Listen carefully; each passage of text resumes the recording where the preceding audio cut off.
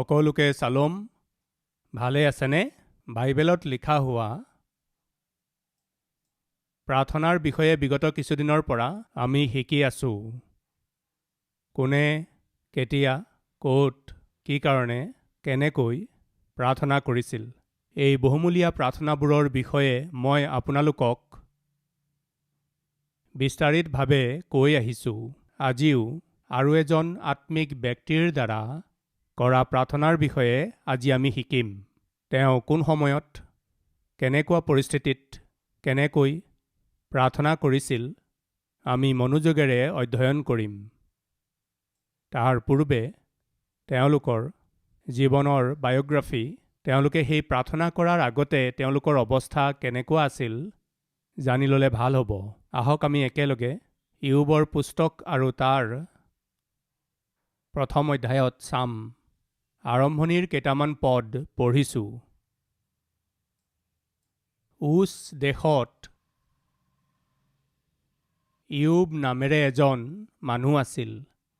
সেই পুৰুষ সিদ্ধ, সৰল, ঈশ্বৰলৈ ভয় ৰাখোতা আৰু দুষ্টতাৰ পৰা আঁতৰি থাকোতা। তেওঁৰ 7টা পুতেক আৰু 3জনী জীয়েক জন্ম হয়। তেওঁৰ সম্পত্তি 7,000 মেৰ ও ছাগ, 3,000 উট, 500 হাল বলদ, 500 গাধী আৰু অতি অধিক দাস-দাসী আছিল। এইকাৰণে সেই পুৰুষ পূব দেশৰ লোকবিলাকৰ মাজত সকলোতকৈ মহান আছিল।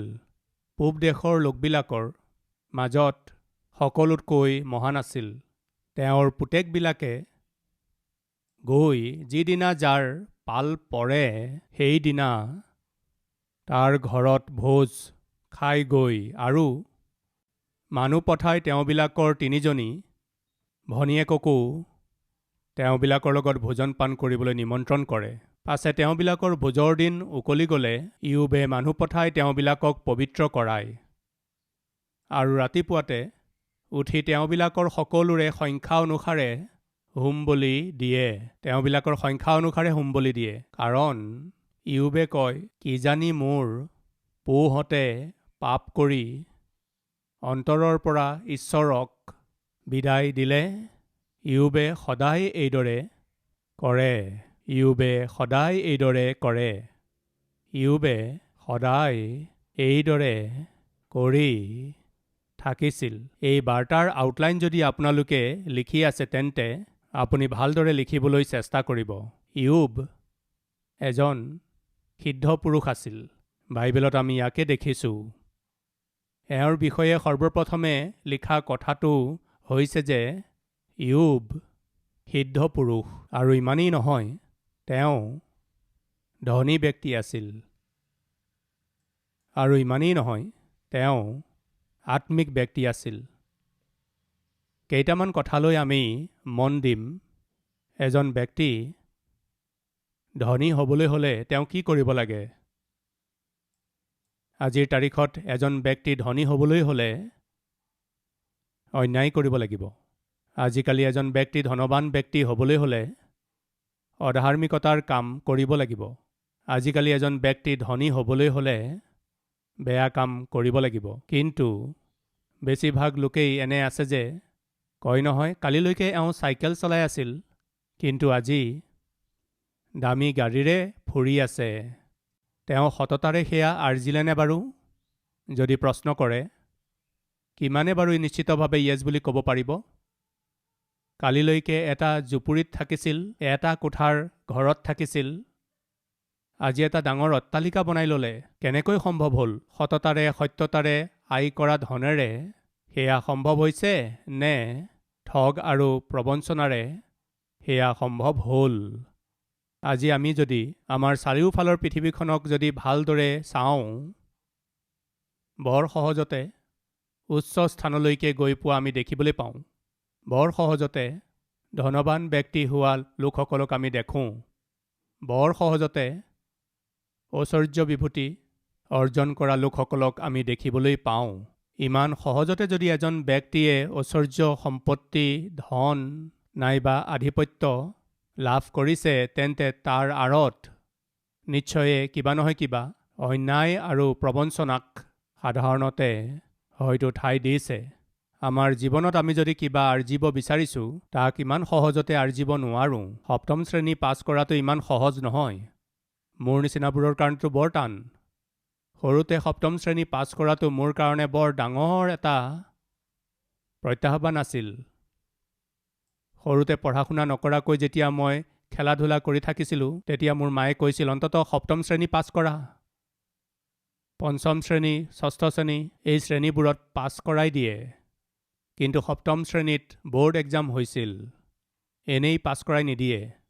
আমি নিশ্চিতৰূপে পাছ হ'বই লাগিব। সেই সময়ত মই সপ্তম শ্ৰেণী পাছ কৰাটো বৰ প্ৰত্যাহ্বানমূলক আছিল। সপ্তম শ্ৰেণী, অষ্টম শ্ৰেণী, নৱম শ্ৰেণীটো প্ৰমোট কৰি দিছিল। বোৰ্ড এক্সাম নহয় সেইকাৰণে। দশম শ্ৰেণী পাছ কৰাটো সেই সময়ত মোৰ জীৱনৰ বাবে IAS, IPS হিচাপে ছিলেক্ট হোৱাৰ নিচিনা আছিল।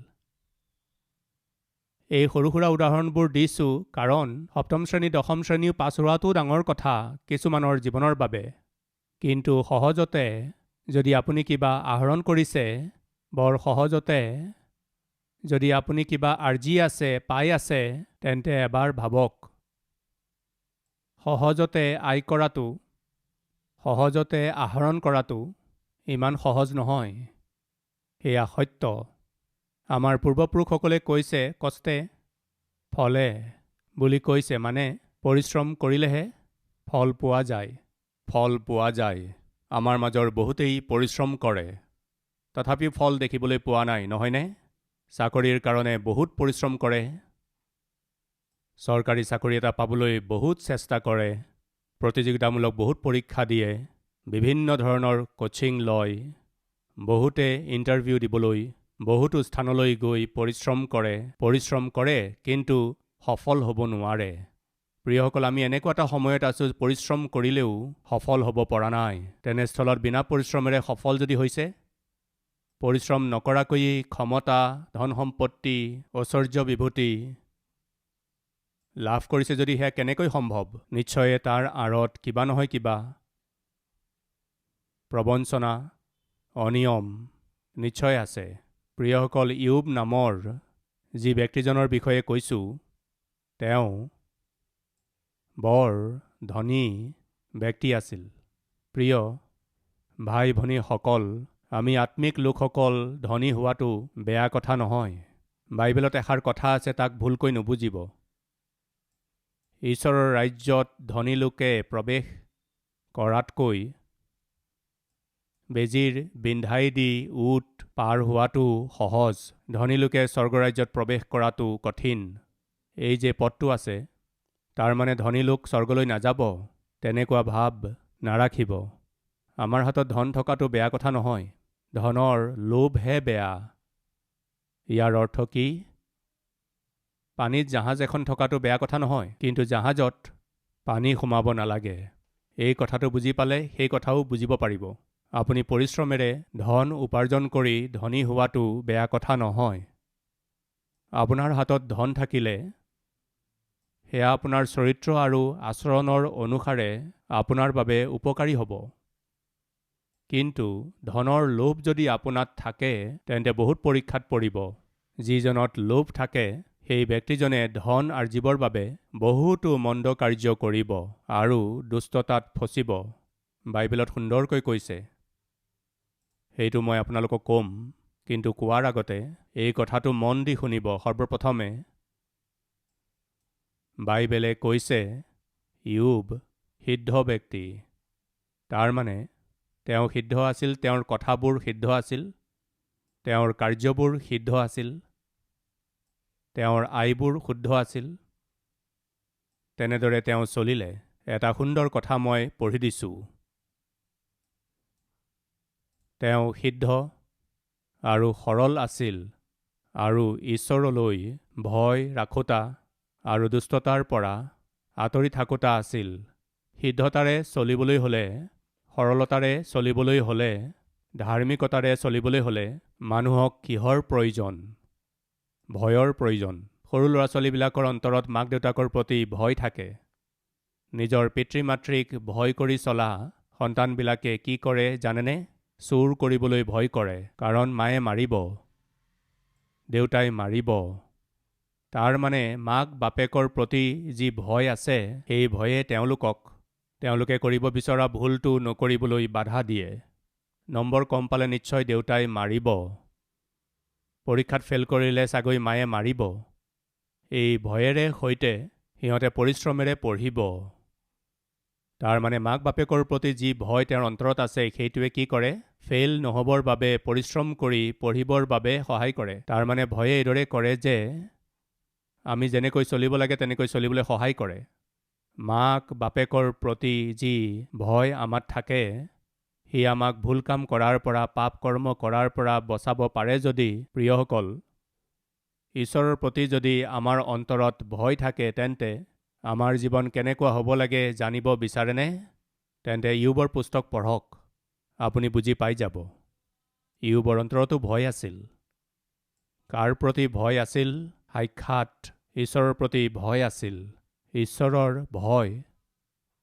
মই ক'লোঁ নহয়, মা নাইবা দেউতালৈ যদি আমি ভয় কৰোঁ, তেতিয়া সহজতে ভুল নকৰোঁ, কাৰণ ভয় আছে। কাৰণ মায়ে মাৰিব, কাৰণ দেউতাই মাৰিব, সেই ভয় আছে।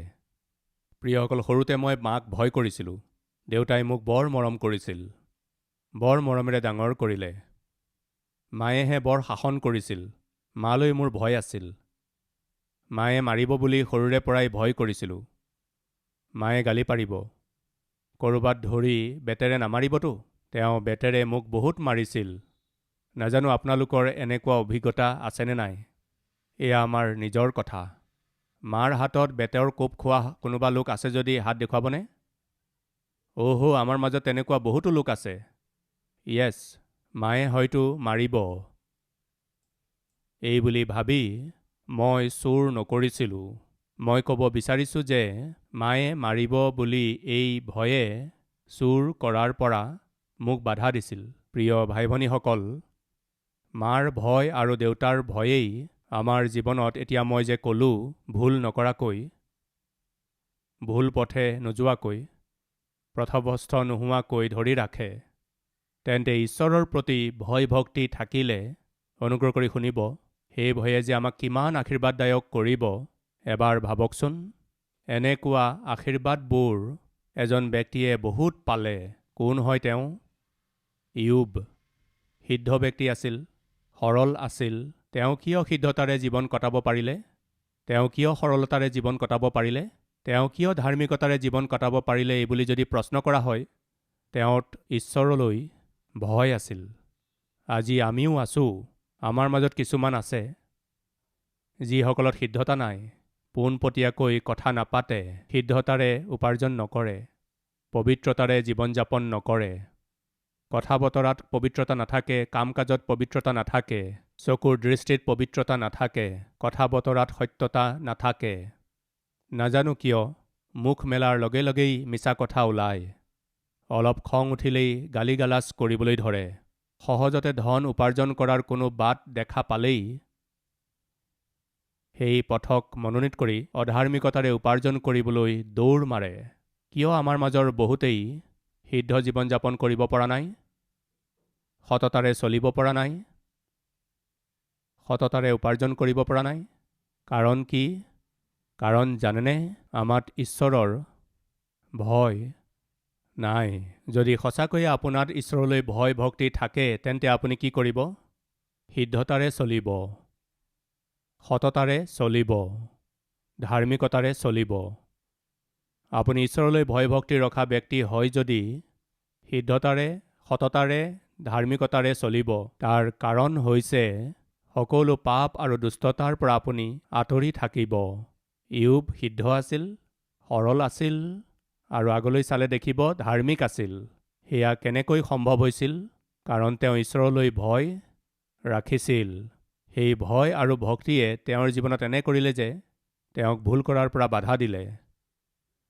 আমি ভুল নকৰাকৈ আমাৰ জীৱনত যাতে ভুল নহয়, আমি ভুল নকৰাকৈ, বেয়া বস্তু নোচোৱাকৈ, বেয়া কথা নোকোৱাকৈ, ভুল পথে নোযোৱাকৈ আমি থাকিবলৈ হ'লে আমাৰ ভিতৰত ঈশ্বৰলৈ ভয় থাকিব লাগিব। ইয়োবে ঈশ্বৰৰ প্ৰতি ভয় ভক্তিৰে থাকি কি কৰিলে? পাপ আৰু দুষ্টতাক তিৰস্কাৰ কৰিলে। তাৰ মানে ইয়োবে যিটোক বেয়া বুলি জানিলে, জনাৰ পাছত তাক কৰিবলৈ কেতিয়াও চেষ্টা নকৰিলে। প্ৰিয় ভাই ভনীসকল, আপুনি জানে যি কৰি আছে সেয়া ভুল, তথাপিও কৰি আছে। কাৰণ জানেনে, আপুনি তাৰে সৈতে কিবা কৰি একমত হ'বলৈ অভ্যাসত পৰিছে। আমুক পাপটো কৰি আছে, কিয় কৰি আছে? কি কৰিম, মোৰ অৱস্থাই এনেকুৱা। আমি কি কৰিম? এইদৰে নকৰিলে জীয়াই থকাই টান হ'ব। এইদৰে যদি উপাৰ্জন নকৰোঁ, EMI দিবলৈকেই টান হ'ব, সুদ দিবলৈকে টান হ'ব। এই বেয়া কামবিলাক নকৰিলে মই নিজৰ ধাৰ মাৰিব নোৱাৰিম, নিজৰ সন্তানৰ ভৰণ পোষণ কৰিব নোৱাৰিম। কিয় এনেকুৱা ভুল জীৱন যাপন কৰি আছে মই কি ক'ম? মোৰ চাকৰিটোৱেই এনেকুৱা। এই চাকৰিত এইবোৰ সাধাৰণ কথা। মইতো আচলতে 10,000 টকাহে অধাৰ্মিকতাৰে আৰ্জি আছোঁ। মোৰ কাষৰজনেতো পোনে পোনে 1 লাখ আয় কৰিছে, তেওঁতকৈ মই অলপ ভালেই। আপুনি নিজকে কাৰ সৈতে তুলনা কৰিছে? আপোনাতকৈও অধিক পাপী ব্যক্তিজনৰ সৈতে আপুনি নিজকে তুলনা কৰিছে। ভাবিছে আপুনি তেওঁতকৈ ভাল। ঈশ্বৰৰ দৃষ্টিলৈ মন কৰক। Evil is evil at every level. এইটোৱেই কথা। ভুল ভুলেই। সৰু ভুল ডাঙৰ ভুল বুলি ঈশ্বৰৰ দৃষ্টিত একো নাই, কিয়নো পাপ পাপেই। সৰু আৰু ডাঙৰ পাপৰ পাৰ্থক্য ঈশ্বৰৰ দৃষ্টিত নাই। আপুনি আপোচ কৰিব পাৰে, মই এই মানুহজনৰ নিচিনা পাপী নহয়, মই এই মহিলাগৰাকীৰ নিচিনা পাপী মহিলা নহয়, তাই 10জনৰ সৈতে পাপ কৰি আছে, মই এজনৰ সৈতেহে কৰি আছোঁ, মই তেওঁৰ নিচিনা পাপী নহয়, এই বুলি আপুনি আপোচ কৰিব পাৰে। কিন্তু ঈশ্বৰৰ দৃষ্টিত দুয়োজন সমান। তেওঁ ৰাতিপুৱাৰ পৰা গধূলিলৈকে বহুতো ছোৱালীৰ সৈতে ঘূৰে, মই কেৱল এজনী ছোৱালীৰ সৈতেহে ঘূৰোঁ, তেওঁৰ সমান মই পাপী নহয়, এই বুলি ক'ব পাৰে। কিন্তু ঈশ্বৰৰ দৃষ্টিত দুয়ো একেই। আমাৰ মাজৰ বহুতেই ভুল কাম কৰি কৰি এইদৰে কৰাৰ বহুতো কাৰণ আৰু অজুহাত দেখুৱাই সন্তুষ্ট হৈ বহি থাকে। আপুনি যিবোৰ কাৰণ কৈছে তাৰে এটাও ঈশ্বৰৰ দৃষ্টিত অকণো শুদ্ধ নহয়, নাপাহৰিব। ইয়োবে ঈশ্বৰৰ ভয় ভক্তিৰে জীৱন যাপন কৰিছিল। সেইকাৰণে কি কৰিলে জানেনে?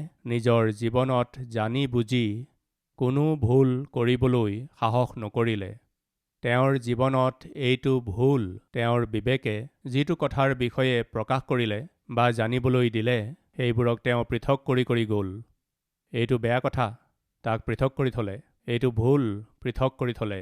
এইটো ভুল, তাক পৃথক কৰিলে। ফলস্বৰূপে তেওঁ যিবোৰ বিষয়ক জানিছিল যাতে একো ভুল নকৰে, তেনেদৰে জীবলৈ চেষ্টা কৰিলে। আমি যাক প্ৰেম কৰোঁ সাধাৰণতে আমি তেওঁলোকক আদৰ কৰোঁ, নহয়নে? যিসকলক আমি আদৰ কৰোঁ সাধাৰণতে তেওঁলোকক আমি ভয় কৰোঁ।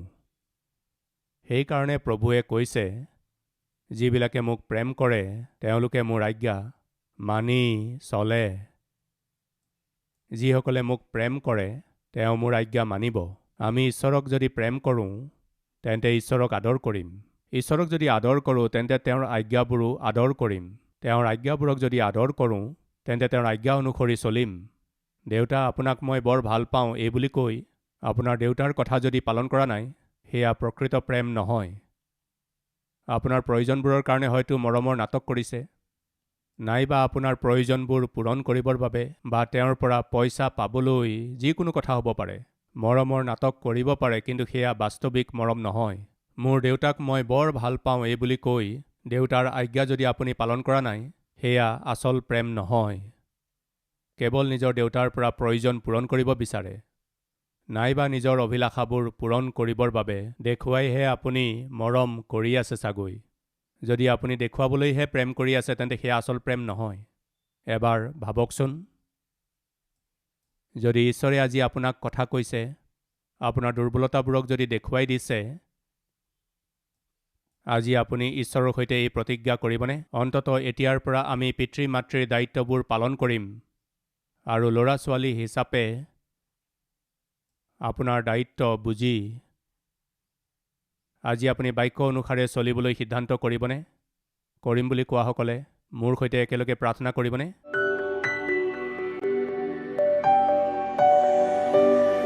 মহান পবিত্ৰ প্ৰেমময় পিতৃ ঈশ্বৰ, অতি পোনপটীয়া আৰু স্পষ্টকৈ আপুনি আমাক কথা ক'লে সেইকাৰণে ধন্যবাদ জনাইছোঁ। পিতৃ, আমাৰ দুৰ্বলতাবোৰ আমি জানো। পিতৃ, আমি জানো আমাত কি কি পাপ আছে। সেইবোৰক পোনে পোনে আমাৰ সন্মুখলৈ আনি আমাক নিৰুত্তৰ কৰাৰ বাবে ধন্যবাদ। পিতৃ, ইয়োবৰ সিদ্ধ জীৱন, সততাৰ জীৱন, ধাৰ্মিকতাৰ জীৱন আমাকো দিয়ক। ইয়োবে আপোনাক প্ৰেম কৰিলে, সেইকাৰণে আপোনাৰ প্ৰতি ভয় ভক্তিৰে জীৱন কটালে। সেইকাৰণে তেওঁ দুষ্টতাক ঘিণ কৰিলে। তাৰ ফলস্বৰূপে ঐশ্বৰ্য, ধন, সম্পত্তি, আদৰ সেই সকলো পালে।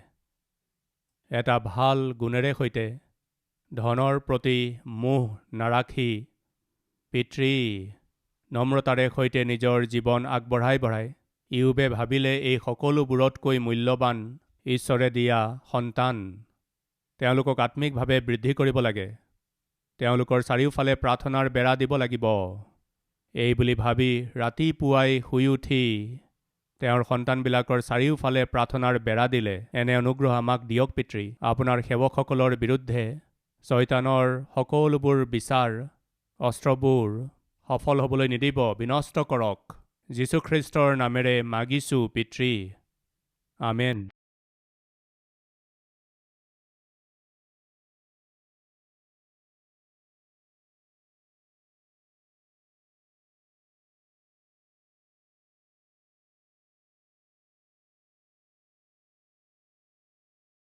हमारा address Calvary, post box number 30, Kukatpally, Hyderabad 72।